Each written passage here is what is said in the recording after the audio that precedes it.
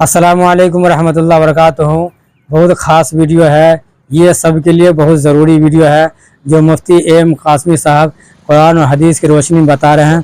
तो सब के लिए ये वीडियो लेटेस्ट होने वाला है, तो आप लोग इस वीडियो को ज़रूर देखें और वीडियो पसंद आए तो वीडियो को शेयर कर दें। चलिए आप लोग को वीडियो दिखाते हैं। अस्सलामु अलैकुम वरहमतुल्लाहि वबरकातुहू।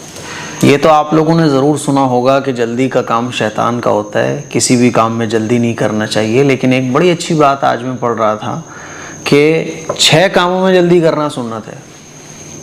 6 काम ऐसे हैं जिनमें जल्दी करना सुन्नत है। इनके अलावा सब कामों में जल्दी करना ये शैतानी अमल है। ये कहावत तो सुनी होगी ना कि जल्दी नहीं करना चाहिए भाई, जल्दी का काम शैतान का होता है। लेकिन 6 काम ऐसे हैं जिसमें जल्दी करना सुन्नत है। आइए जानते हैं वो 6 काम जो जल्दी करना सुन्नत है वो कौन कौन से हैं। और रसूलुल्लाह सल्लल्लाहु अलैहि वसल्लम की अहादीस मुबारका से साबित हैं। लेकिन बड़े अफसोस की बात है कि इन 6 कामों में हम लोगों का क्या हिसाब है कि इन 6 कामों में हमें जल्दी करना चाहिए, लेकिन हम इन 6 कामों में बहुत देर करते हैं, बहुत देर करते हैं। आइए जानते हैं वो 6 काम कौन कौन से हैं। नंबर 1, मेहमान को खाना खिलाने में। मेहमान वैसे तो आजकल घरों में आना ही बंद हो गए, ख़ास मौक़ों पर मेहमान आते हैं। और मेहमान अगर आ भी जाए ना तो आजकल मेहमान नवाजी करने का मिजाज ही ख़त्म हो गया है। मेहमान अगर आ जाए तो आदमी सर पकड़ लेता है, यार क्यों आ गया ये।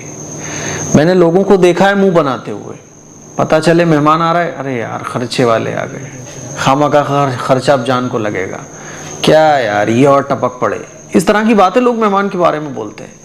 याद रखिएगा, मेहमान जब आता है ना घर में तो अपने मुक़द्दर का रिस्क लेके आता है। और मेहमान का घर में आना ये बाइसे बरकत है। मेहमान का घर में आना ये आपके रिस्क में बरकत का सबब है। अगर आपके घर में महीने गुजर जाते हैं मेहमान नहीं आता तो आपको सोचना चाहिए कि आपके घर में ये बरकत क्यों नहीं आ रही है। मेहमान नवाजी करना नबी की सुन्नत है और इस दर्जे सहाबा इकराम मेहमान नवाजी करते थे। आपने वो वाक़या सुना होगा कि घर में मेहमान आ गए, खाने को सिर्फ इतना था कि मियाँ बीवी खा सकें, बच्चे खा सकें बस।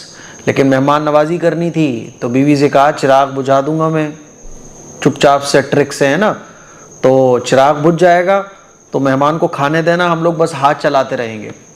बीवी भी ऐसी हुआ करती थी। तो मियाँ बीवी के दरमियान साठ गांठ हो गई, क्योंकि खाना ही इतना है कि अगर मियाँ बीवी भी खाएं बच्चे भी खाएं तो फिर मेहमान नहीं खा पाएगा।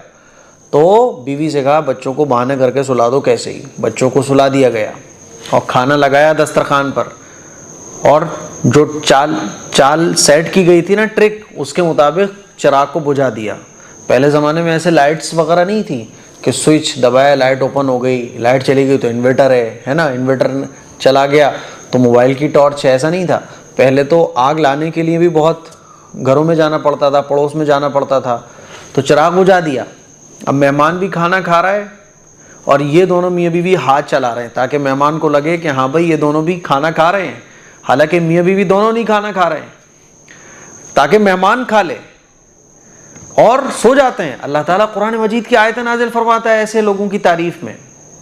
तो अंदाज़ा करो आजकल की तो बीवियाँ ना लड़ बैठेंगी कि खाने को घर में नहीं है, मेहमान को और बुला लाए तो। और सहाबा और सहाबियात ऐसे होते थे, नहीं खुद भूखे रह लेंगे लेकिन मेहमान को खिलाएंगे। तो मेहमान ये बरकत का ज़रिया है। मेहमान से कभी उकताना नहीं चाहिए, घबराना नहीं चाहिए, मेहमान को अच्छे से अच्छा खिलाना चाहिए। बात समझ आ रही है। तो पहला काम जिसमें जल्दी करना सुन्नत है, मेहमान को खाना खिलाना। तो मेहमान को खाना खिलाने में जल्दी करना चाहिए। नंबर 2, मुर्दे की तजहीज़ो तकफीन में रसूलुल्लाह सल्लल्लाहु अलैहि वसल्लम का मुबारक इरशाद भी है कि जब किसी का इंतकाल हो जाए तो फ़ौरन उसको कफन दफन करो, उसका जो भी है। तो मुर्दे की तजहीज़ व तकफीन में जल्दी करना चाहिए, इसमें ताख़ीर नहीं करना चाहिए। मोबाइल साइलेंट पे ही लगा दो ताकि कॉल वगैरह दिक्कत ही ना दें, सारा फ़्लो ख़राब कर देते हैं ये लोग। तो मुर्दे की तजहीज़ व तकफीन में जल्दी करना चाहिए। आजकल क्या होता है, किसी का इंतकाल हुआ, चाचा आ रहे हैं मुंबई से, 20 घंटे बाद वो आ पाएंगे, दूसरे रिश्तेदार वहाँ से आ रहे हैं, कोई लंदन से आ रहा है, कोई कहीं से आ रहा है। बाज़ दफ़ा रिश्तेदारों के आने में इतना टाइम लग जाता है कि मुर्दे को बाकायदा मशीन में रखा जाता है, बर्फ़ लगा के रखा जाता है وہ بھی رشتہ دار آ جائے, یہ بھی رشتہ دار آ جائے, باڈی میں بدبو بھی آنے لگتی ہے, بعض دفعہ چہرے کی شکل بگڑ جاتی ہے. 2 دن تک لوگ اب مردے کو رکھتے ہیں, سارے رشتہ دار آ جائیں گے, کیا کریں گے بھائی رشتہ دار آ کے؟ مردے کو کفن دفن کرنے میں بہت جلدی کرنا چاہیے. رشتہ دار آگے کوئی کیا کرے گا؟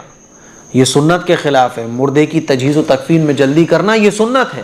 کسی کا انتقال ہو جائے, فٹاک سے جلدی سے آپ کفن دفن کا انتظام کرو. ہمارے سسر صاحب کا جب انتقال ہوا تو ہمارے سالے صاحب کا کال آیا, مفتی صاحب کفن دفن کب ہونا ہے؟ میں نے کہا جتنی جلدی ہو سکے. تو میں فیروز آباد سے نکلا تھا عصر کی نماز میں, اور ان کا انتقال بھی وہی ہوا تھا 3-4 بجے. تو میں 4 بجے نکل گیا تھا. میں نے کہا عشاء میں رکھ دو بس آپ. عشاء میں ہم نے ان کو, عشاء کی نماز کے بعد ان کا نماز جنازہ پڑھائی میں نے, اور فوراً دفن کر دیا. بعض رشتہ داروں کو اعتراض بھی ہوا کہ ارے ہم نہیں آ پائیں گے, فجر میں کرنا چاہیے تھا, یہ کرنا چاہیے تھا, وہ کرنا چاہیے تھا. کسی کی مت سنو. اگر بیٹا بھی ہے نا اور آنے میں 1 دن لگ رہا ہے تو بھائی بیٹا آ کے کیا کرے گا؟ آپ لوگوں کو یہ سمجھنا چاہیے کہ مردے کی تجہیز و تکفین میں جلدی کرنا یہ سنت ہے. ہمیں یہ دیکھنا ہے کہ سنت پر عمل کتنی جلدی ہو رہا ہے. سنت پر عمل کرنے کی ہمیں فکر کرنا چاہیے. اور مردے سے اگر محبت ہے نا تو اس محبت کا تقاضا یہ ہے کہ مردے کو جلد از جلد دفن کر دو. کیونکہ مردہ اگر نیک ہوتا ہے نا تو وہ خود کہتا ہے کہ مجھے جلد از جلد قبر میں لے کے جاؤ, جلدی سے مجھے دفن کرو, جلدی سے میرے نئے گھر میں مجھے شفٹ کرو. لیکن ہم لوگ جو ہے نا مردے کو رکھے ہوئے ہوتے ہیں. تو یہ غلط طریقہ ہے. مردے کی تجہیز و تکفین میں جلدی کرنا چاہیے. نمبر 3, لڑکی کی شادی کرنے میں. حضور علیہ الصلوۃ والسلام کا مبارک ارشاد ہے کہ لڑکی جب بالغ ہو جائے تو اور رشتہ ملے تو فوراً نکاح کر دو. بس لڑکی کی شادی میں جلدی کرنا چاہیے. آج کل جو ہے نا 35 40 سال کی عمر ہو رہی ہے, ماں باپ کو فکر ہی نہیں ہے, ابھی بچی پڑھ رہی ہے, ابھی یہ کر رہی ہے, ابھی وہ کر رہی ہے, اور اس وجہ سے جو ہے وہ جوانی میں ہی گناہوں مبتلا لڑکیاں آج کل ہو جاتی ہیں. تو لڑکی کی شادی کرنے میں جلدی کرنا سنت ہے. نمبر 4, قرض ادا کرنے میں. قرض ادا کرنے میں جلدی کرو. ایسا نہ ہو کہ قرض ادا کیے بغیر تم اس دنیا سے رخصت ہو جاؤ. اگر اللہ نے تمہیں اتنا دے رکھا ہے کہ تم قرضہ ادا کر سکتے ہو تو اس میں ٹالا مٹولی مت کرو بالکل بھی. آج کل جو ہے نا وہ لوگوں کو ٹالنے کی عادت ہے. پیسہ ہے, قرض ادا کر سکتے ہیں, لیکن ادا نہیں کریں گے کیونکہ دینے کا ارادہ ہی نہیں ہے. اس نیت سے بیٹھے ہوئے ہیں کہ کیسے ہی اس کا مال میں ہڑپ لوں. تو آج کل جو ہے نا کسی کو قرضہ دے دو تو وہ آپ کو دکھنا ہی بند ہو جائے گا, پھر آپ کو نظر ہی نہیں آئے گا.